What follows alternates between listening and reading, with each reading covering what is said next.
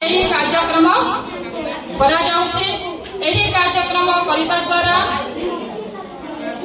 ସେମାନଙ୍କ ଭିତରେ ଯେଉଁ ଅନ୍ତର୍ନିହିତ ଗୁଣ ଲୁକାୟିତ ହୋଇକରି ଅଛି ତାହା ସେମାନେ ତାଙ୍କ ସେହି ଅନ୍ତର୍ନିହିତ ଗୁଣକୁ ସମସ୍ତଙ୍କ ଆଗରେ କିପରି ପ୍ରକାଶ କରିପାରିବେ ତାହା ଏହି କାର୍ଯ୍ୟକ୍ରମ ଲକ୍ଷ୍ୟ।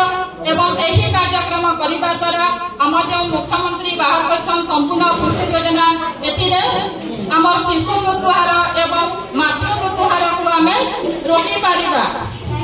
ଏହାଦ୍ୱାରା ଆମର ଯେଉଁ ସବୁ କାର୍ଯ୍ୟକ୍ରମ ହେଉଛି ସେମାନଙ୍କର ଦିନେ ସେମାନେ ଏହି ଝିଅମାନେ 18 ବର୍ଷ ପରେ 19 ବର୍ଷରେ ସେମାନେ ବାହା ହେବେ ଏବଂ ସୁସ୍ଥ ମାଟିଏ ହେବେ ଏବଂ ସୁସ୍ଥ ସନ୍ତାନଟିଏ ଦେଇପାରିବେ।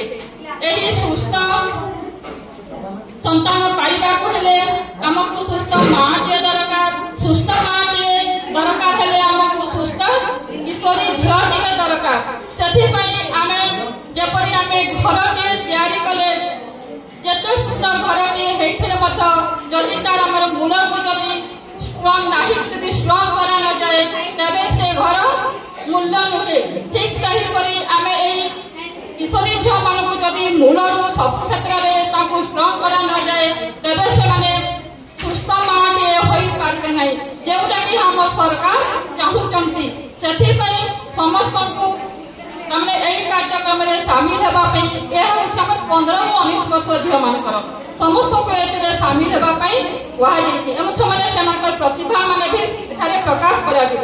ତାପରେ ସେମାନଙ୍କର ଅଭିବୃଦ୍ଧିକୁ ଆଗରେ ରଖି ଆମର ତାଙ୍କର ତାମାନେ ଆମର ହାଇଟ୍ ଏବଂ ୱେଟ୍ ନିଆଯାଉଛି, ତାଙ୍କର ଓଜନ କରାଯାଉଛି ଏବଂ ତାଙ୍କର ସ୍ୱାସ୍ଥ୍ୟର ଉନ୍ନତି ପାଇଁ ଏସବୁ ଖାଦ୍ୟ କରାଯାଇଛି। ଖାଦ୍ୟ ଯଦି ସୁସ୍ଥ ଖାଦ୍ୟ ଯଦି ହେବାକୁ ହେଲେ ଆମକୁ ଠିକ୍ ଭାବରେ ଖାଦ୍ୟ ଦରକାର। ତେଣୁ ଆମକୁ ପ୍ରତ୍ୟେକ ଦିନ ଖାଦ୍ୟରେ ଆମର ଜାତୀୟ ପତାକା ଯେପରି 3 ରଙ୍ଗ, ଠିକ୍ ସେହିପରି ଆମେ 3 ରଙ୍ଗର ଖାଦ୍ୟ ଖାଇବା ଉଚିତ। ତାପରେ ମୁଁ ଏତିକି କହି ମୁଁ ରଖୁଛି। ମୁଖ୍ୟମନ୍ତ୍ରୀ ସମ୍ପୂର୍ଣ୍ଣ ପୁଷ୍ଟି ଯୋଜନା ଏହି ମେଳାରେ ଉପସ୍ଥିତ ସମସ୍ତଙ୍କୁ ସ୍ୱାଗତ ଜଣାଉଛି।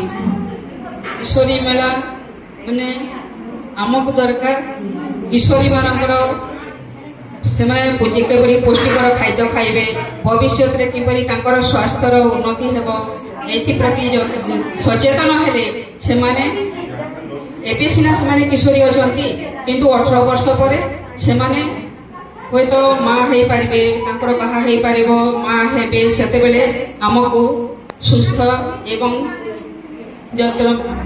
ସୁନ୍ଦର ଶିଶୁଟିଏ ମିଳିପାରିବ ଯିଏକି ଆମ ଦେଶର ଭବିଷ୍ୟତ ପାଇଁ ଆସିପାରିବ।